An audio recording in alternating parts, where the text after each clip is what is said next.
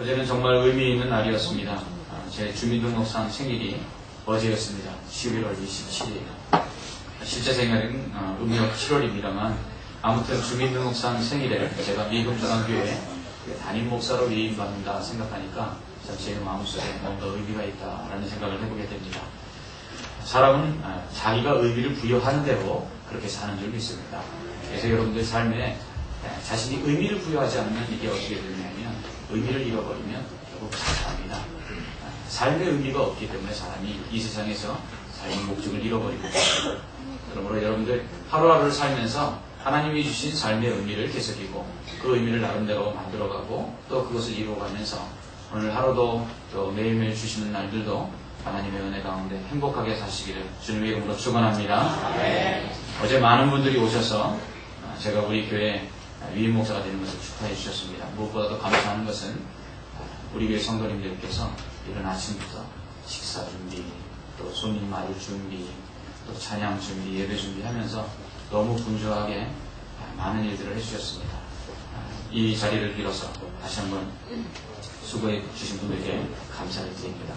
단 하나 위임 예배 순서지에 설교 본문하고 제목이 빠진 것 외에는 모든 위임 예배가 은혜 가운데 잘 드려졌습니다.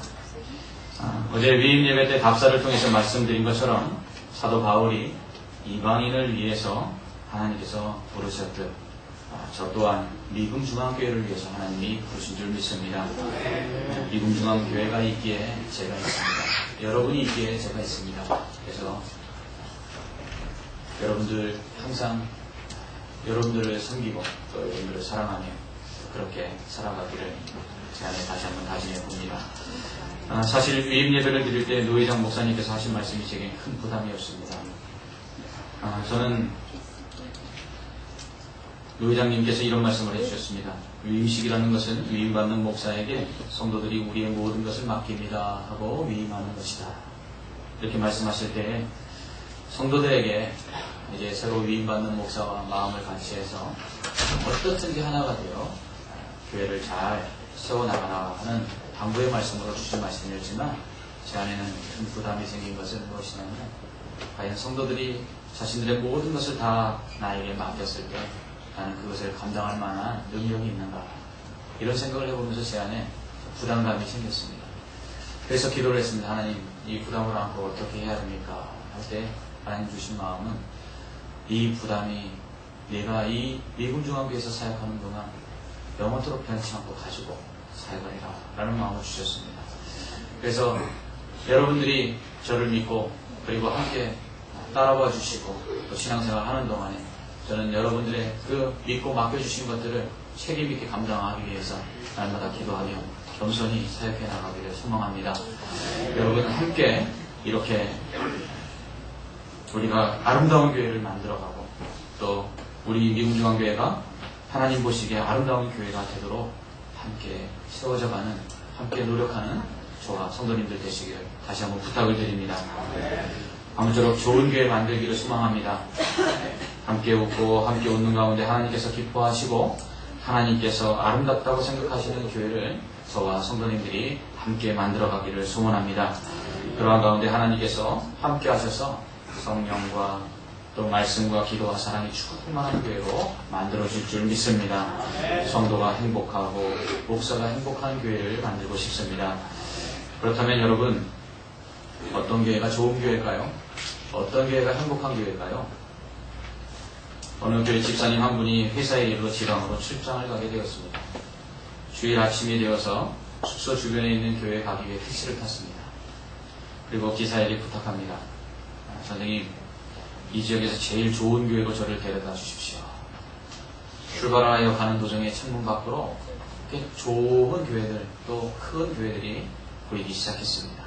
그런데 택시기사는 그러한 교회들 앞을 지나가면서도 내려줄 생각을 하지 아니하고 꽤 멀리까지 갔습니다.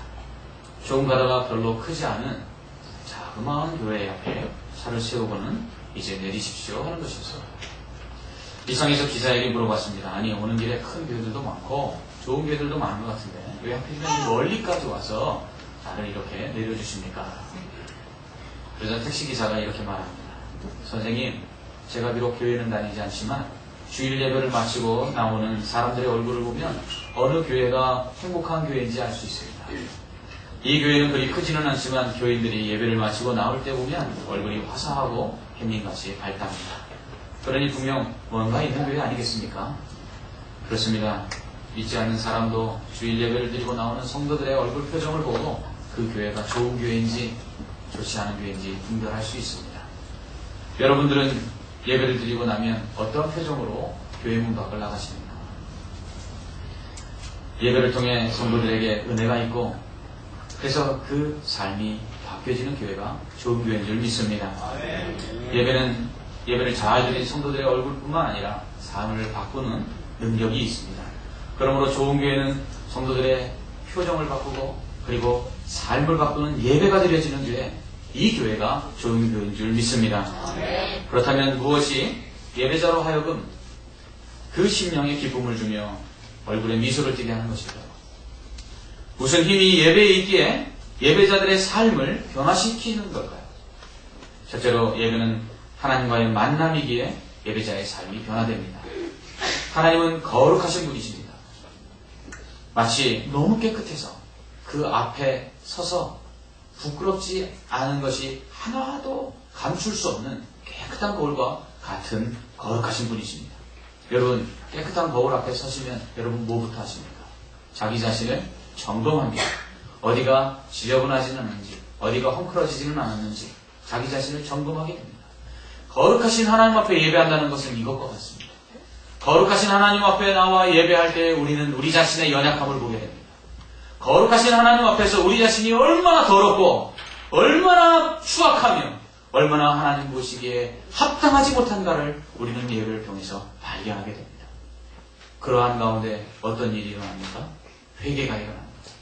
하나님 용서해 주시옵소서. 하나님 예배드리기에 합당치 못한 삶을 살았습니다. 하나님 예수 믿는다고 하지만 믿는 자로서의 빛과 소금의 삶을 살지 못했습니다. 용서해 주시옵소서 하고 회개하기 시작합니다. 우리가 오늘 예배를 드릴 때도 무슨 기도를 드렸습니까? 참회의 기도를 드렸습니다. 왜 참회의 기도를 드립니까? 거룩하신 하나님 앞에 예배할 수 없는 우리의 모습을 용서해 주셔서 하나님 앞에 예배할 수 있게 해주십시오 하고 참회의 기도를 드리는 것입니다. 그럼 하나님께서 어떻게 하십니까? 용서해 주십니다. 우리 하나님의 용서는 무조건적인 용서입니다. 우리가 하나님께 우리의 죄를 고백하기만 하면 하나님은 아무런 조건 없이 우리 죄를 용서해 주십니다. 우리가 오늘 참회의 기도를 드리면서 하나님 앞에 이 믿음으로 기도드리지 않았습니까? 하나님, 내가 죄를 고백하며 하나님이 용서해 주실 것을 믿습니다. 그리함으로 우리가 기도를 드렸고 하나님께서는 용서해 주셨습니다. 우리가 오늘 회개한 그 모든 죄의 고백들이 하나님께서 들으시고 우리의 죄를 용서해 주실 줄 믿습니다. 그러면 어떻게 됩니까? 우리는 용서의 기쁨을 안게 되는 것입니다. 그래서 예수 믿는 사람들이 주의전에 나와 예배드리면 그 얼굴에 미소가 띄어지는 것이 바로 이 용서를 받았기 때문입니다. 어제 위임 예배 때 제가 부목사로 있던 동부교회 담임 목사님께서 권면의 말씀을 해주셨습니다. 그러면서 7년 동안 권면을 했는데 듣는 사람은 잔소리로 들었을지도 모르겠다 이렇게 말씀하셨습니다. 7년 동안 권면의 말씀을 들으면서 제 안에 참 꾸지람도 참 많이 있었습니다. 그런데 제가 뭔가 실수를 하고 잘 하지 못했을 때 분명히 이번에도 한번 지적을 받고 혼이 좀 나겠구나 라고 생각할 그때 그냥 웃으시며 다음에 잘하면 되지 하고 용서하고 넘어가시는 목사님의 모습 속에서 제 안에 은혜가 있었고 기쁨이 있었습니다. 예배를 드리는 자에게 주시는 하나님의 용서가 이것과 같습니다. 오늘도 하나님 앞에 나는 감히 예배할 수 없고 오늘도 하나님 앞에서 나는 책망받을 것밖에 없는데 그러한 나를 예수 그리스도의 은혜로 말미암아 그냥 용서해 주시는 하나님의 은혜 가운데 저희는 그 용서를 받은 자로서 기뻐할 수밖에 없는 것입니다. 그러면 어떻게 됩니까? 결단하게 됩니다. 여러분, 무언가 엄마에게 혼나는 아이가 혼이 날 줄 알았는데 오히려 혼이 안 나면 그 아이의 마음속에 다음부터 잘못해도 되는구나 이런 마음이 들까요? 아니면 다음부터는 내가 잘해야지 하는 마음이 들까요? 정상적인 아이라면 용서받았을 때 그 마음에 다시는 내가 잘못하지 말아야겠다. 이전에 행했던 이 습관적인 죄를 다시는 짓지 말아야겠다라는 결단이 생기게 됩니다. 그러므로 변화가 일어나는 것입니다. 여러분, 우리가 회개했다고 하는 것은 고백만으로 끝나서는 되지 않는 것입니다. 우리가 하나님 앞에 참회의 기도를 아무리 드리면 무엇을 하겠습니까? 우리 안에 결단이 있어서 변화되지 않으면 우리는 마치 개가 그 토한 것을 다시 먹는 것처럼 주일날마다 와서 다시금 우리의 죄를, 어저께도 지었고 그저께도 지었던 죄를 또 고백하고 우리는 교회 문 밖을 나가면서 또 그 죄를 반복하게 되는 것입니다. 돼지가 목욕을 시켜놨지만 그 진흙탕에 돌아가 다시금 뒹구는 것처럼 우리가 결단하지 아니하고 그리고 변화되지 않는다면 우리의 회개는 거짓인 것입니다. 그러므로 참된 회개와 그리고 그 회개로 말미암은 용서를 경험한 사람은 그 안에 결단이 생깁니다. 그러니 예배는 하나님 앞에 용서함 받은 자가 결단하여 변화를 시키는 능력이 있을 수밖에 없는 것입니다. 둘째로 예배는 선포되는 하나님의 말씀을 듣고 순종함으로 변화가 일어나는 것입니다. 말씀은 좌우의 날선검과 같아서 사람의 혼과 연과 또 골수와 관절을 찔러 쪼개는 운동력 있는 하나님의 말씀입니다. 말씀은 그 말씀을 듣는 자의 영혼을 만집니다. 말씀은 그 말씀을 듣는 자의 그 심령을 어루만져 줍니다. 말씀은 그 말씀을 듣는 자의 생각을 건드려 주십니다. 그래서 그 말씀을 듣는 자는 그렇게 반응하게 되어 있습니다. 두 가지로 반응하죠. 하나는 그 말씀을 들을 때에 이 말씀이 나에게 주시는 메시지가 이거구나. 내가 변화돼야지 하고 순종의 반응을 보이는 사람이 있습니다. 반면에 말씀을 듣고도 그 말씀에 대하여 굳은 심령과 완악한 심령으로 변화되지 아니하고 그 말씀을 들으나 그 말씀에 순종하지 않는 사람이 있을 수 있습니다. 어떻게 하나님의 말씀을 듣고 순종하지 않을 수 있을까요? 우리는 사도행전에서 스데반의 설교를 들은 자들은 그 말씀을 듣고 가슴에 찔렸지만 돌을 들어 스데반을 쳐 죽였습니다. 그러나 베드로의 말씀을 들은 자는 마음에 찔려 어찌할꼬 그리하여 그들이 회개하고 세례를 받음에 하나님의 구원을 받았습니다. 하나님의 말씀을 듣는 자라고 다 똑같이 반응하는 것은 결코 아닙니다. 예수님의 씨 뿌리는 비유를 보면 말씀은 좋은 씨라고 말합니다. 밥만 잘 만나면 30배, 60배, 100배의 결실을 맺습니다. 이런 생명력이 말씀 안에 있는 것입니다. 그런데 그 말씀을 받는 사람의 마음이 길가와 같은지 돌짝밭과 같은지 가시밭과 같으면 결국 결실치 못하는 것입니다. 여러분, 말씀에 문제가 있는 것이 아니라 무엇에 문제가 있습니까? 말씀을 받는 사람의 마음에 문제가 있는 것입니다. 변화가 없다는 것은 무엇입니까? 말씀의 능력이 없어서가 아니라 그 말씀을 듣고 그 마음으로 그 말씀에 순종하는 반응을 보이지 않기 때문에 변화가 일어나지 않는 것입니다. 그러므로 여러분들이 변화되지 않는 것을 김양청 목사에게 책임을 돌리지 마십시오. 김양청 목사가 말씀을 잘 못 전하니까 내가 변화가 안 일어난다, 이렇게 말씀하지 마십시오. 어린아이가 전해도 그것은 하나님의 말씀인 줄 믿습니다. 그렇다면 그 말씀을 듣고 내가 어떻게 반응하느냐의 문제이지 말씀의 문제가 있는 것은 아닙니다. 이처럼 예배는 하나님 앞에서 자신의 죄악된 모습을 발견하고 회개하고 용서받는 자의 삶을 변화시키는 능력이 됩니다. 또한 예배는 말씀을 듣고 순종하는 자의 삶에 풍성한 열매를 맺게 하는 능력이 있습니다. 이처럼 온전한 예배를 드리는 자는 하나님이 원하시는 모습의 사람으로 변화가 일어나는 것입니다. 성도에게 변화와 성숙은 하나님 나라 가기까지 마땅히 해야 할 과제입니다. 여러분, 성숙하고 싶습니까? 그러면 예배를 드리십시오. 예배를 통해서 온전한 회개와 그리고 용서와 그리고 결단이 있을 때 우리는 변화가 일어날 수밖에 없고, 또한 말씀이 우리 안에 역사할 때 그 말씀으로 인하여 우리는 세워지고 성숙해 갈 수밖에 없는 것입니다.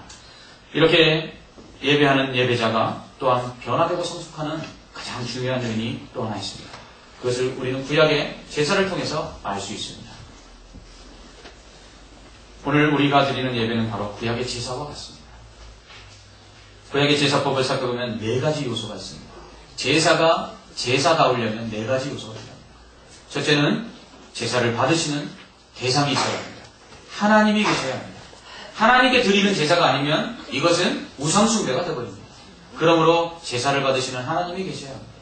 두 번째로는 제사를 드리는 사람이 있어야 합니다. 세 번째로는 제사를 드리는 자가 하나님 앞에 나아갈 때 반드시 제물을 가지고 나가야 합니다. 그리고 네 번째로는 제사를 드릴 때 중보자가 필요합니다. 죄인이 곧 제사를 드리는 사람이 아무리 제물을 깨끗하게 잘 준비하였다 할지라도 하나님께 제사를 그 사람이 직접 드리면 그 제사는 하나님께서 받으시지 않았습니다. 사울의 일들을 아시죠? 사무엘이 제사하기까지 기다리라 그랬는데 자신이 기다리지 못하여 직접 제사를 드렸을 때 어떻게 됐습니까? 하나님께서 그를 버리셨습니다. 이처럼 제사를 받으시는 하나님과 제사를 드리는 사람과 제물과 그리고 중보자 되는 제사장이 있다 할지라도 제사장이 있어야만 제사가 되는 것입니다. 그렇다면 왜 제사를 드려야 합니까? 제사를 드리는 자가 하나님 앞에 죄를 지었기 때문에 제사를 드립니다. 제사가 꼭 속죄의 제사만 있는 것은 아닙니다. 감사제도 있고 화목제도 있고 하나님 앞에 영광을 돌리는 제사들도 있습니다. 그러나 제사의 가장 중요한 핵심은 속죄입니다. 죄를 지었기 때문에 하나님 앞에 나아가는 것입니다. 그렇다면 왜 죄 지은 자가 하나님 앞에 속죄의 제물을 드려서 제사를 드려야 할까요? 이사야 59장 2절은 이렇게 말씀합니다. 오직 너희 죄악이 너희와 하나님 사이를 갈라놓았고 너희 죄가 그의 얼굴을 가리어서 너희에게 듣지 않으시게 함이니라. 아멘. 여러분, 우리가 죄를 지으면 어떤 일이 벌어지는지 아십니까? 하나님과 우리 사이가 갈라지게 됩니다.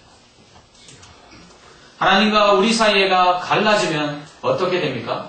하나님께서 우리의 기도를 들으시지 않습니다. 그러면 어떤 결과가 이루어지겠습니까? 그러면 영적으로 곤고함이 찾아옵니다. 하나님 앞에 범죄함으로 말미암아 하나님과 사이에 골이 나서 하나님과 사이에 넘어갈 수 없는 사이가 멀어져서 우리가 기도하는 것이 하나님께 상달되지 않으면 결국 우리 안에는 이 세상에서 채울 수 없는 갈급함과 목마름이 생겨나게 되는 것입니다. 그래서 우리 안에 이러한 갈증들, 삶의 목마름들, 그리고 영적인 이 굶주림들을 해결하기 위해서 가장 시급한 것은 죄의 문제를 해결하는 것입니다. 하나님과 우리 사이의 죄의 문제를 해결하고 하나님과의 관계를 회복하는 것입니다. 이러한 관계의 회복 없이는 변화와 성숙은 일어날 수 없습니다. 하나님께서 우리의 기도를 들으시고 우리를 채워주실 때 그때 우리는 그 은혜로 말미암아 변화가 일어나고 성숙해져 가는 것입니다. 예배도 마찬가지입니다. 예배도 하나님과의 관계의 회복을 위해서 드리는 것입니다. 예수 그리스도께서 제물이 되셔서 친히 대제사장이 되심으로 말미암아 죄인된 우리와 하나님 사이에 중보를 하시고 우리의 죄를 용서해 주셨습니다. 이것은 단번에 드려지는 제사였습니다. 그래서 예수님께서 십자가에서 한 번에 이 제사를 끝냈기 때문에 더 이상 우리는 이제 예배를 드릴 때 제물이 필요하거나 제사장이 필요 없습니다. 여러분, 오늘 제가 성찬 예식을 준비하기 때문에 이렇게 가운을 입고 예배를 인도하는 모습을 보고 마치 여러분의 예배를 하나님 앞에 온전히 드려지도록 제가 중간에서 무슨 역할을 하는 거라고 여러분 생각하실지 모르겠는데요. 전혀 그렇지 않습니다. 성막의 휘장으로 말미암아 하나님 앞에 나아가는 자가 제사장이 아니고서는 중보됨이 없어서는 하나님 앞에 나아갈 수 없었는데 예수 그리스도께서 십자가의 죽으심으로 말미암아 휘장이 찢어짐으로 말미암아 하나님과 우리 사이에는 더 이상 가로막을 것이 없어졌습니다. 그래서 여러분은 이제 어떠한 자격으로 하나님 앞에 나아가느냐 하면 제사장의 자격으로 하나님 앞에 나아가는 것입니다. 여러분이 믿는 믿음으로 예수 그리스도를 믿는 그 믿음의 은혜로 말미암아 이제 하나님 앞에 거룩한 제사장이 되어 담대하게 나아가서 예배를 드릴 수 있는 것입니다. 그러므로 여기 있는 저나 여러분이나 예배자입니다. 이러한 예배를 통해서 하나님께서는 우리 안에 모든 죄들을 용서해 주시고 그리고 오히려 용서의 은혜 가운데 우리에게 주시는 풍성하신 은혜를 또한 허락하시는 줄 믿습니다. 사도 바울은 디모데 후서 2장 1절에서 사랑하는 디모데에게 이렇게 권면합니다. 내 아들아, 그러므로 너는 그리스도 예수 안에 있는 은혜 가운데서 강하라. 아멘. 여러분, 은혜가 강하게 하는 것입니다. 여러분, 은혜가 여러분을 강하게 하는 것입니다. 여러분, 은혜 받으면 어떻습니까? 여러분, 예배를 잘 드리고 난 다음에 여러분 안에 은혜가 충만해지면 어떻게 됩니까? 야, 이번 주 세상 나가서 내가 하나님 뜻대로 살 수 있을 것 같아. 아, 내가 이번 주는 정말 하나님의 은혜 가운데서 승리하는 삶을 살 수 있을 것 같아. 우리 안에 어떤 마음이 듭니까? 담대한 마음이 드는 것입니다. 왜 그렇습니까? 은혜가 있기 때문에 그렇습니다. 은혜는 이처럼 강하게 하는 것입니다. 세상을 살면서 얼마나 흔들릴 일이 많습니까? 그럴 때마다 흔들리지 않는 이유는 은혜가 있기 때문인 줄 믿습니다. 반대로 흔들리는 이유는 무엇입니까? 은혜가 없어서 그렇습니다. 예배를 통한 은혜가 우리 안에 있을 때에는 하나님께서 우리를 흔들리지 않도록 해주신 줄 믿습니다. 예배를 통한 은혜가 우리 안에 있을 때 우리는 우리가 싸워야 할 죄악된 습관들과 강하게 싸워서 이길 수 있습니다. 이처럼 예배자는 예배를 통해서 하나님이 공급해 주시는 은혜를 받음으로 말미암아 강해지고 또 그 안에서 변화와 성숙이 일어나는 것입니다. 그러므로 성도는 예배 중심으로 살아야 합니다. 이스라엘 백성이 출애굽하여 광야를 지나갈 때 그들이 진영을 이루어서 행진했습니다. 12지파니까요. 3지파씩 동, 서, 남, 북 이렇게 3지파씩 4진영을 이루어서 행진을 합니다. 그때 그들의 진영 한가운데 성막이 있었습니다. 이것은 무엇을 의미합니까? 그들의 나아가는 모든 삶의 중심에 바로 제사가 있다. 예배가 있어야 한다는 것을 의미하는 것입니다. 여러분, 그들이 왜 중앙에다가 성막을 두었겠습니까? 언제든지 제사하기 위함입니다. 언제든지 예배하기 위함입니다. 이스라엘 백성의 정체성이 무엇입니까? 그들은 예배 공동체라는 것입니다. 제사 공동체라는 것입니다. 모세를 통해서 이스라엘 백성을 구원해내라고 하나님께서 말씀하시면서 바로에게 가서 모세가 무슨 말을 했냐면 이 백성은 하나님께서 광야에서 제사하라고 명령하셨습니다. 그러니 이 백성을 보내주십시오라고 말을 합니다. 그렇습니다. 이스라엘 백성의 정체성은 바로 제사하는 데 있었습니다. 하나님께 제사하지 않으면 그것은 더 이상 하나님의 공동체가 아니었습니다.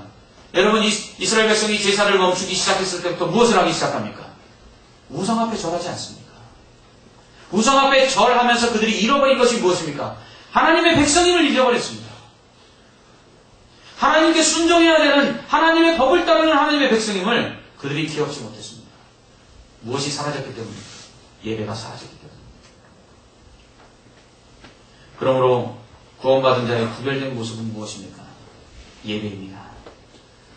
출애굽의 이유가 하나님께 제사하기 위함이었듯이 이스라엘 백성을 구원하여 하나님께 예배하는 자로 삼기를 원하셨듯이 오늘 예수 그리스도를 통하여 우리를 구원하신 하나님의 계획은 바로 우리로 예배자가 되게 하기 위함인 줄 믿습니다.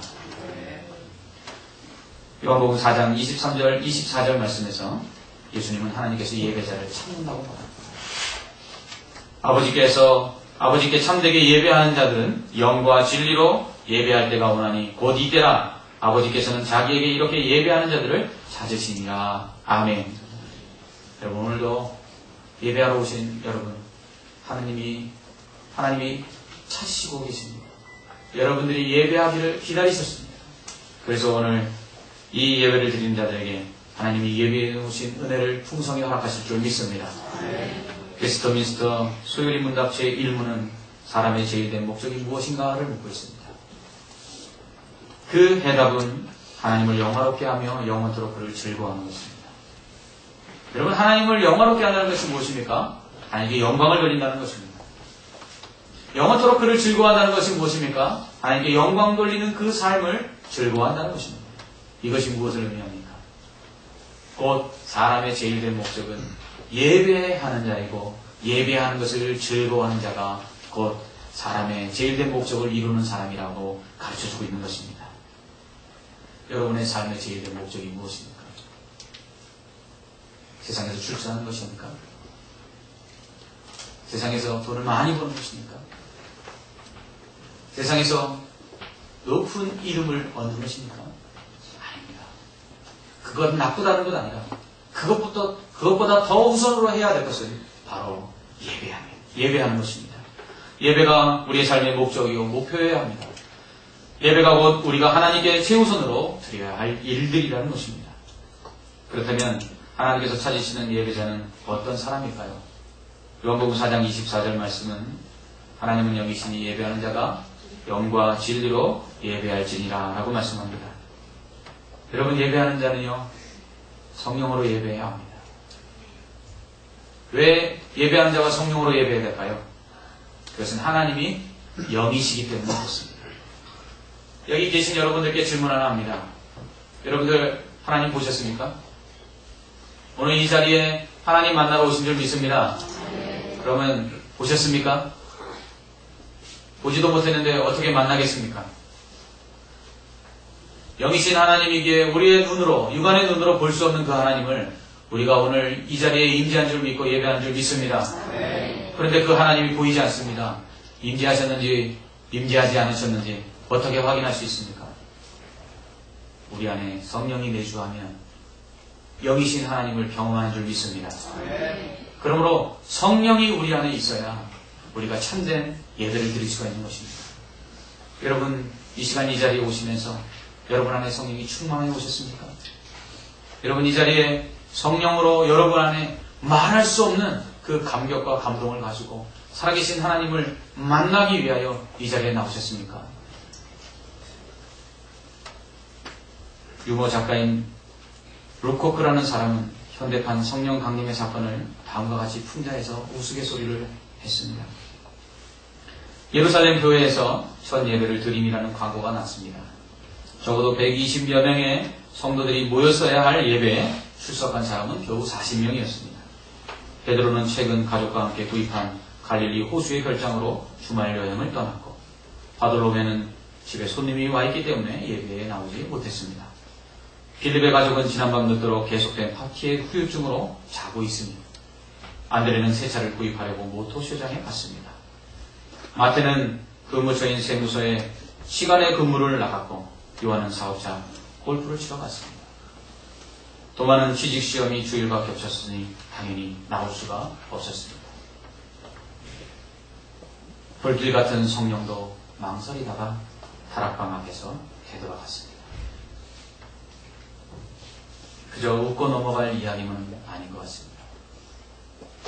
오늘날 성령 없이 예배하다가 결국 예배가 형식이 되고 말이지 않았습니까?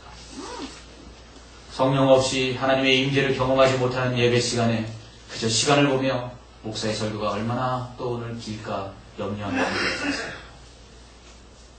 성령이 떠나버린 교회의 모습이 어떻습니까? 예배는 그저 사람들이 앉아서 주일날 종교적인 예식으로 1시간 정도 드리면 되는 알량한 행사로 전락하고 말았습니다. 오늘날 한국교회의 문제가 무엇입니까? 예배가 무너졌습니다. 여러분은 일주일에 예배를 몇 번이나 드리십니까? 저희 교회에서는 공식적으로 새벽 기도회가 7번 있습니다. 월요일서부터 주일까지 365일 우리는 쉬지를 않습니다. 수요 기도회가 있습니다. 시간은 알고 계시죠? 수요일 오후 7시 30분. 금요 기도회가 있습니다. 금요일 오후 9시. 그리고 주일 예배가 있습니다. 주일 오전 9시와 그리고 11시 예배가 있습니다. 그리고 오후 2시에 오후 예배가 있습니다. 여러분, 우리는 이 예배들을 어떻게 생각하고 있습니까? 그저 이 예배 중에 한 번 드리면 된다라는 생각을 가지고 예배에 참석하고 계신 분들 혹시 계시다면 생각을 바꾸시기 바랍니다. 복음을 전하다 보면 믿지 않는 사람들이 예수 믿으라는 말에 제일 힘들어하는 것이 무엇이냐면 제사 문제입니다.